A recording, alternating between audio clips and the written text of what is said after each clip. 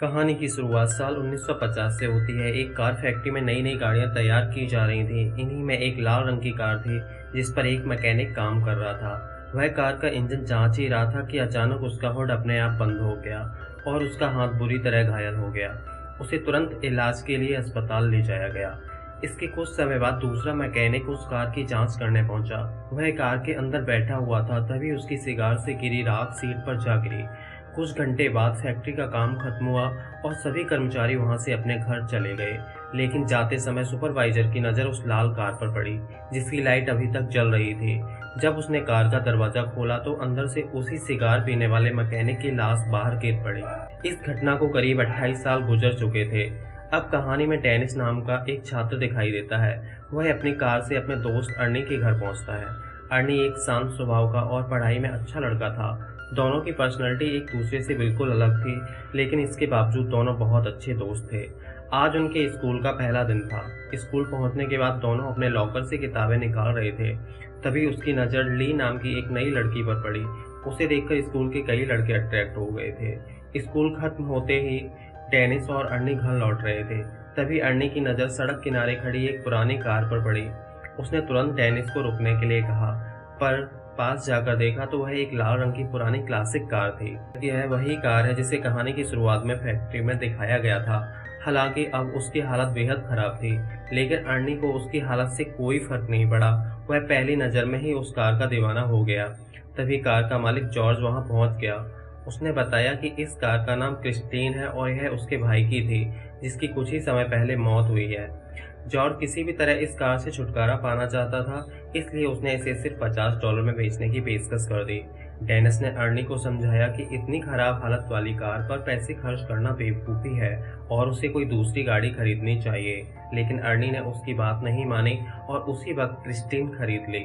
शाम को घर पहुंचने पर अर्नी की मां को जब पता चला कि उसने कार खरीदी है तो उसने उन्हें खूब डांटा, लेकिन अर्नी ने साफ कह दिया कि उसे अपनी बचाई हुई रकम से कार खरीदी है। फिर भी उसकी मां ने कहा कि वह कार घर के अंदर नहीं रखी जाएगी, इसलिए अर्नी और डेनिस कार को लेकर एक गैराज में पहुंचे। वहां उनकी मुलाकात गैराज के मालिक बिल से हुई। बिल काफी गुस्सैल और सख्त बुजुर्ग था, लेकिन उसने अर्नी को अपने यहाँ पे रखने की अनुमति दे दी। रास्ते में डेनिस ने फिर अर्नी से पूछा आखिर उसने इतनी बेकार कार क्यों खरीदी। अर्नी ने जवाब दिया कि उसने क्रिस्टीन को नहीं चुना, बल्कि ऐसा लगता है जैसे क्रिस्टीन ने खुद उसे चुना हो। अगले दिन लंच के समय डेनिस अर्नी का इंतजार कर रहा था। काफी देर तक जब अर्नी नहीं आया तो डेनिस उसे ढूंढने निकला। तभी उसने देखा कि बडी नाम का एक बदमाश लड़का अर्नी को परेशान कर रहा है। डेनिस ने बीच बचाव करने की कोशिश की, लेकिन बडी ने अर्नी का लंच जमीन पर गिरा दिया और उसे धक्का भी दे दिया। इसी दौरान अर्नी का चश्मा भी नीचे गिर गया। बडी ने जानबूझकर उसके चश्मे को पैरों से कुचलकर तोड़ दिया और उसका मजाक उड़ाने लगा। डेनिस से यह देखा नहीं गया, उसने बडी पर हमला कर दिया। तभी बडी के बाकी साथी भी वहां पहुंच गए और डेनिस को घेर लिया। तभी एक शिक्षक वहां आ गए और उन्होंने लड़ाई रुकवा दी। अर्नी ने शिक्षक को बताया कि बडी ने उसे चाकू दिखाकर धमकाया था। शिक्षक ने बडी की तलाशी ली तो उसकी जेब से वही चाकू बरामद हुआ। इसके बाद बडी और उसके साथियों को प्रिंसिपल के ऑफिस भेज दिया गया और बडी को स्कूल से निकाल दिया गया। समय बीतता गया और अर्नी अपना ज्यादातर समय क्रिस्टीन को ठीक करने में लगाने लगा। वह दिन रात मेहनत करके उसकी मरम्मत करता था। इसी दौरान गैराज के मालिक बिल ने उसे वहां काम करने की नौकरी भी दे दी। इसके बदले अर्नी को अपनी कार के लिए जरूरी पार्ट्स इकट्ठा करने का मौका मिल जाता था।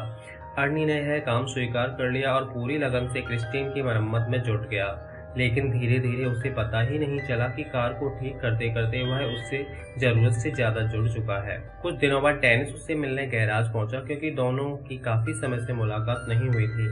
लेकिन वहां पहुंचकर डेनिस ने अर्नी को देखकर हैरानी महसूस की। जो अर्नी पहले चश्मा लगाने वाला सीधा साधा लड़का था, अब उसका पूरा अंदाज बदल चुका था। अर्नी ने डेनिस से ज्यादा बात नहीं की और वापस गैराज में जाकर क्रिस्टीन के साथ काम करने लग गया। उसकी मां ने भी उसे रोकने की कोशिश की, लेकिन अर्नी ने उनकी बात नजरअंदाज कर दी। इसके बाद उसकी मां ने डेनिस को बताया कि वह अर्नी और उसकी नई कार को लेकर बहुत चिंतित है। उन्हें यह भी पता चल गया था कि क्रिस्टीन के पिछले मालिक की मौत उसी कार के अंदर हुई थी। यह सुनकर डेनिस सीधे जॉर्ज के पास पहुंचा।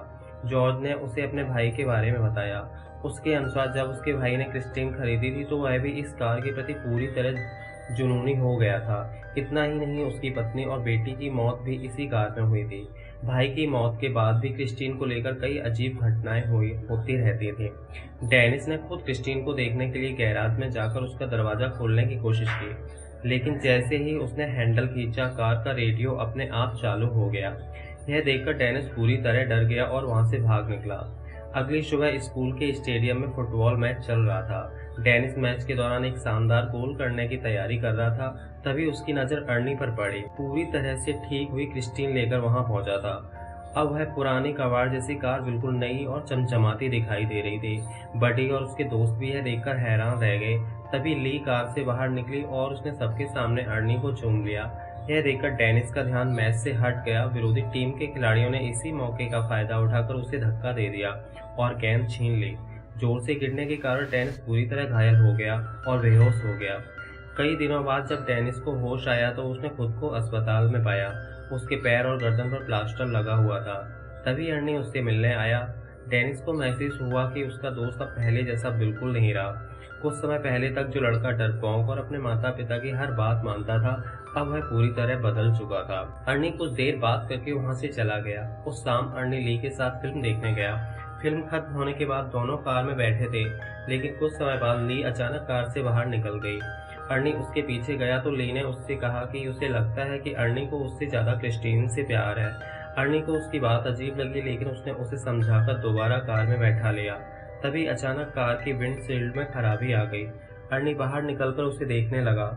इसी दौरान ली कार के अंदर कुछ खा रही थी। अचानक कार का रेडियो अपने आप चालू हो गया और डैशबोर्ड से तेज रोशनी निकलने लगी। ली को अचानक ऐसा महसूस हुआ जैसे उसका गला कोई दबा रहा हो, उसे सांस लेने में परेशानी हो रही हो। अर्नी तुरंत उसकी मदद करने के लिए दौड़ा, लेकिन जब तक कार अंदर से लॉक हो चुकी थी। अर्नी ने बाहर से दरवाजा खोलने की पूरी कोशिश की, लेकिन वह सफल नहीं हुआ। अंदर ली की हालत बिगड़ती जा रही थी। आखिरकार किसी तरह ली ने अंदर से दरवाजा खोल लिया और पास मौजूद एक आदमी ने उसे बाहर खींच लिया। यह देखकर अर्नी ने गुस्से में उस आदमी पर हमला कर दिया, लेकिन असल में वह आदमी ली के गले में फंसा खाना निकालने की कोशिश कर रहा था। मामला साफ होने के बाद स्थिति शांत हुई। अर्नी ली को उसके घर छोड़ने गया, लेकिन वहां पहुंचते ही ली ने साफ कह दिया कि वह उससे बात नहीं करना चाहती। अर्नी ने माफी मांगने की कोशिश की, लेकिन ली के मन में यह बात बैठ चुकी थी। क्रिस्टीन ने जानबूझकर उसे नुकसान पहुंचाने की कोशिश की थी। उसे लगने लगा था क्रिस्टीन उससे जलती है और जब भी वह अर्नी के साथ कार में होती है कुछ न कुछ गलत जरूर होता है। अर्नी को लगा कि ली इस घटना से डर गई है। उसने उससे कहा कि वे अगले दिन इस बारे में बात करेंगे। इसके बाद अर्नी वापस क्रिस्टीन में बैठ गया, लेकिन इस बार कार स्टार्ट नहीं हो रही थी। अर्नी ने क्रिस्टीन से बात करते हुए कहा कि आज ली के साथ जो भी हुआ हो, इससे उसके प्यार में कोई कमी नहीं आएगी। वह हमेशा क्रिस्टीन को ही प्यार करता रहेगा। इतना कहते ही उसने चाबी घुमाई और कार तुरंत स्टार्ट हो गई। अर्नी कार को लेकर गैराज पहुंचा और वहां छोड़कर घर चला गया, लेकिन उसके जाने के बाद बडी और उसके दोस्त गैराज में घुस आए। उनके हाथों में अलग अलग हथियार थे। उन्होंने क्रिस्टीन पर गुस्सा निकालते हुए उसे बुरी तरह तोड़ फोड़ दिया। अगले दिन अर्नी ली को किसी तरह मना लेता है और दोनों गैराज पहुंचते हैं ताकि अर्नी वहां से अपना वॉलेट ले सके, लेकिन जैसे ही उन्होंने गैराज में प्रवेश किया, क्रिस्टीन की हालत देखकर अर्नी के पैरों तले जमीन खिसक गई। उसकी प्यारी कार पूरी तरह बर्बाद हो चुकी थी। ली ने हैरानी से पूछा आखिर यह सब किसने किया, लेकिन अर्नी अचानक उस पर गुस्सा करने लगा और उसे वहां से चले जाने के लिए कह दिया। बाद में अर्नी ने अपने माता पिता को पूरी घटना बताई। उन्होंने उसे शांत करने की कोशिश की और कहा कि वे उसके लिए दूसरी कार खरीद देंगे, लेकिन यह सुनकर अर्नी और ज्यादा भड़क गया। उसे लगा कि उसके माता पिता ली की तरह क्रिस्टीन से नफरत करते हैं। वह अपने कार के हालात के लिए अपने माता पिता को ही जिम्मेदार मानने लगा। उसका कहना था कि अगर उन्होंने उसे क्रिस्टीन घर पर रखने की अनुमति दी होती तो आज उसकी कार सुरक्षित होती। अर्नी ने गुस्से में अपने माता पिता को बहुत कुछ कह दिया और अपने कमरे की तरफ जाने लगा। उसके पिता ने उसे रोककर अपनी मां से माफी मांगने को कहा, लेकिन अर्नी शांत होने की बजाय ज्यादा गुस्सा करने लगा। आखिरकार उसके पिता ने उसे थप्पड़ मार दिया। इसके जवाब में अर्नी ने भी अपने पिता पर हाथ उठा दिया और घर से बाहर निकल गया। इसके बाद वह सीधे गैराज पहुंचा जहां उसकी बर्बाद हो चुकी क्रिस्टीन खड़ी थी। अर्नी ने हार मानने के बजाय फैसला किया कि वह अपनी कार को दोबारा ठीक करेगा। क्रिस्टीन को तहस नहस करने के बाद बडी अर्नी से माफी मांगने लगा, लेकिन तभी अचानक क्रिस्टीन की हेडलाइट जल उठी और वह तेजी से बडी की तरफ बढ़ने लगी।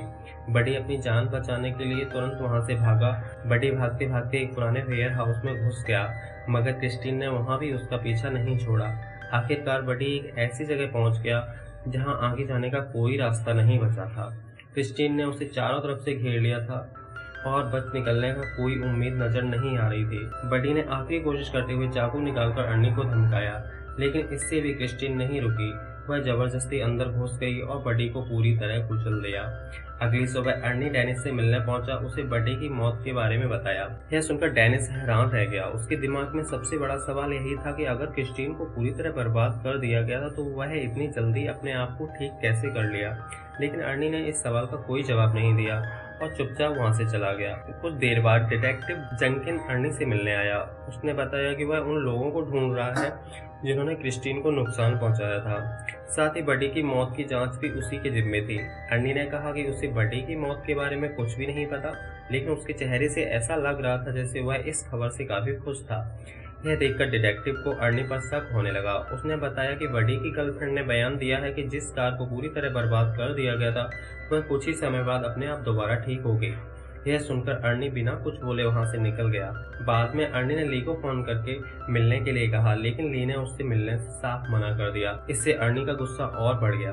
दूसरी तरफ ली अपने दोस्त डॉन के साथ कार में जा रही थी। तभी उन्हें महसूस हुआ कि एक दूसरी गाड़ी काफी देर से उनका पीछा कर रही है। बडी ने कार रोककर यह देखने की कोशिश की कि पीछा कौन कर रहा है, लेकिन सामने वाली गाड़ी की तेज हेडलाइट के कारण उसे कुछ दिखाई नहीं दिया। उसने अपनी कार पीछे की तरफ चलानी शुरू की तो सामने वाली गाड़ी भी उसकी तरह पीछे आने लगी। तभी पता चला कि उनका पीछा करने वाली गाड़ी कोई और नहीं बल्कि क्रिस्टीन थी। बडी घबरा गया और तेजी से गाड़ी भगाकर एक गैस स्टेशन पहुंचा, जहां उसका दोस्त रिची काम करता था। बडी गाड़ी से बाहर निकला और वहां पड़ा लोहे का एक सरिया उठा लिया। वह पीछा करने वाली गाड़ी का सामना करने के लिए तैयार हो गया, लेकिन इससे पहले कि वह कुछ कर पाता क्रिस्टीन बेहद तेज गति से वहां पहुंची और बडी की कार में जोरदार टक्कर मार दी। बडी की गाड़ी काफी क्षतिग्रस्त हो गई। उसे लगा कि अर्नी शायद क्रिस्टीन के अंदर बैठा हुआ है, इसलिए उसने उसे बाहर निकालने के लिए कहा, लेकिन क्रिस्टीन ने एक बार फिर पूरी ताकत से बडी की कार को टक्कर मारी और उसे वर्कशॉप के अंदर धकेल दिया। डॉन अभी भी गाड़ी के अंदर मौजूद था, इसलिए क्रिस्टीन की टक्कर में वह भी पूरी तरह फंस गया। इसी दौरान बडी की गाड़ी से पेट्रोल लीक होने लगा और अचानक उसमें आग लग गई। कुछ ही पलों में पूरे गैराज में आग फैल गई और जोरदार धमाका हो गया। रिची भी इस हादसे में अपनी जान गंवा बैठा। बडी किसी तरह वहां से भागने में सफल हो गया, लेकिन क्रिस्टीन ने उसका पीछा करना नहीं छोड़ा। वह आग की लपटों के बीच भी उसके पीछे बढ़ती रही। आखिरकार क्रिस्टीन ने बडी को भी कुचल दिया और वह आग में ही खत्म हो गया। कुछ समय बाद बिल को गैराज के बाहर किसी कार के आने की आवाज सुनाई दी। उसने बाहर देखा तो क्रिस्टीन धुएं से घिरी हुई खड़ी थी। बिल को यह देखकर हैरानी हुई, क्योंकि अर्नी उस समय किसी दूसरी गाड़ी की मरम्मत करने गया हुआ था। बिल ने अपनी बंदूक उठाई और यह देखने के लिए आगे बढ़ा कि आखिर क्रिस्टीन के अंदर कौन बैठा है। उसने दरवाजा खोलने की कोशिश की, लेकिन कार बहुत गर्म थी, इसलिए उसने कपड़े की मदद से दरवाजा खोला, लेकिन अंदर कोई भी मौजूद नहीं था। बिल को समझ नहीं आया कि आखिर ये कार यहाँ तक कैसे पहुंची। इसके बाद उसने खुद क्रिस्टीन के अंदर बैठने की गलती कर दी। वह नहीं जानता था कि क्रिस्टीन किसी भी गवाह को जिंदा छोड़ने वाली नहीं थी। अचानक कार ने अंदर से दरवाजे लॉक कर दिए। इसके बाद उसने बिल को सीट समेत डैशबोर्ड की तरफ धकेल दिया और उसकी मौत हो गई। अगली सुबह जब अर्नी गैराज पहुंचा तो वहां कई पुलिस की गाड़ियां खड़ी थी। वह डिटेक्टिव जंकिन से मिला। उसे पता चला कि गैराज के मालिक बिल की लाश क्रिस्टीन के अंदर मिली है। अर्नी ने अनजान बनने की कोशिश की और कहा कि उसे समझ नहीं आ रहा कि आखिर यह सब कैसे हुआ, लेकिन वह जानता था कि इसके पीछे क्रिस्टीन का ही हाथ है। सबसे हैरान करने वाली बात यह थी कि क्रिस्टीन एक बार फिर पूरी तरह ठीक होकर चमचमा रही थी। दूसरी तरफ डेनिस अस्पताल से घर लौट चुका था। तभी ली ने उसे फोन करके मिलने के लिए बुलाया। ली ने डेनिस को बताया उसे शक है कि क्रिस्टीन ने अर्नी के दिमाग पर अपना असर डाल दिया। अब अर्नी उस कार का इतना दीवाना हो चुका है वह कुछ भी कर सकता है। डेनिस ने कहा कि वह नहीं मानता कि अर्नी अपने होश में ऐसा कुछ करेगा, लेकिन अगर क्रिस्टीन सच में उसके दिमाग को नियंत्रित कर रही है तो उसे रोकना बेहद जरूरी है। बात खत्म होने के बाद ली घर लौट आई। कुछ ही समय बाद अर्नी क्रिस्टीन को लेकर उसके घर पहुंच गया। उसने डेनिस को अपने साथ ड्राइव पर चलने को कहा। डेनिस भी उसके साथ कार में बैठ गया, लेकिन अर्नी का व्यवहार पहले से भी ज्यादा अजीब हो चुका था। उसने कार को बेहद तेज रफ्तार से चलाना शुरू कर दिया और अचानक स्टीयरिंग से अपने हाथ तक हटा लिए। डेनिस बुरी तरह डर गया। उसने अर्नी को समझाया कि क्रिस्टीन उसके नियंत्रण में नहीं है, लेकिन अर्नी को पूरा विश्वास था क्रिस्टीन उसे कभी भी नुकसान नहीं पहुंचाएगी। उसने यहाँ तक कह दिया कि उसके और क्रिस्टीन के बीच किसी तीसरे इंसान की कोई जगह नहीं। अपनी बात साबित करने के लिए अर्नी ने कार को तेज गति से दूसरी लेन में डाल दिया। सामने से आ रही कार से उसकी टक्कर होते होते बची। डेनिस समझ चुका था कि उसका दोस्त पूरी तरह बदल चुका है। अगले दिन डेनिस ने क्रिस्टीन के बोनेट पर एक नोट छोड़ दिया। उसमें अर्नी को शाम के समय गैराज में मिलने के लिए बुलाया गया था। शाम को डेनिस और ली वर्कशॉप में अर्नी का इंतजार कर रहे थे, लेकिन जब वह नहीं आया तो दोनों ने वहां खड़े एक एक्सकेवेटर का इस्तेमाल करके उसे वर्कशॉप के अंदर ले जाने का फैसला किया। उनका प्लान था ली ऑफिस पर छिपी रहेगी, जैसे ही अर्नी वहां पहुंचेगा वह गेट बंद कर देगी। इसके बाद डेनिस एक्सकेवेटर की मदद से क्रिस्टीन को पूरी तरह नष्ट कर देगा। प्लान के मुताबिक ली ऑफिस की तरफ चली गई, लेकिन दोनों इस बात से अनजान थे कि क्रिस्टीन वर्कशॉप में पड़े कचरे में छिपी हुई थी। अचानक उसकी हेडलाइट जल उठी और वह तेजी से ली की तरफ बढ़ी। ली ने किसी तरह हवा में लटके एक टायर को पकड़कर खुद को बचा लिया, लेकिन क्रिस्टीन रुकी नहीं। वह दोबारा ली की तरफ बढ़ने लगी। तभी डेनिस ने एक्सकेवेटर का पंजा क्रिस्टीन के सामने ला दिया और ली को बचा लिया। क्रिस्टीन पीछे हटकर वर्कशॉप की दूसरी तरफ चली गई। डेनिस भी एक्सकेवेटर को दूसरी दिशा में ले गया। अब दोनों मशीनें आमने सामने थीं। तभी डेनिस को एहसास हुआ कि क्रिस्टीन अकेले नहीं चल रही थी। अर्नी भी उसके साथ था और वह पूरी तरह उस कार के प्रभाव में आ चुका था। अचानक क्रिस्टीन की हेडलाइट जल उठी और देखते ही देखते उसके टूटे हुए हिस्से अपने आप जुड़ने लगे। कुछ ही समय में कार फिर से पहले जैसी चमकदार बन गई। उधर एक्सकेवेटर ने भी अचानक काम करना बंद कर दिया। डेनिस उसे दोबारा चालू करने की कोशिश करने लगा। इसी दौरान क्रिस्टीन ऑफिस की तरफ बढ़ी, जहां ली मौजूद थी। वह रास्ते में आने वाली हर चीज को तोड़ती हुई ली को खत्म करने के लिए आगे बढ़ रही थी, लेकिन अचानक हुई जोरदार टक्कर में अर्नी कार की विंडशील्ड तोड़ते हुए बाहर जा गिरा। ली उसे देखने के लिए आगे बढ़ी, लेकिन अर्नी ने अचानक उठकर उसे डरा दिया। दुर्भाग्य से अर्नी को गंभीर चोटें लगी थीं। अपनी आखिरी ताकत के साथ उसने क्रिस्टीन को छूने की कोशिश की, लेकिन उसकी हालत बिगड़ती गई और आखिरकार उसने उसी कार के सामने दम तोड़ दिया। ली तुरंत वहां से भागने लगी।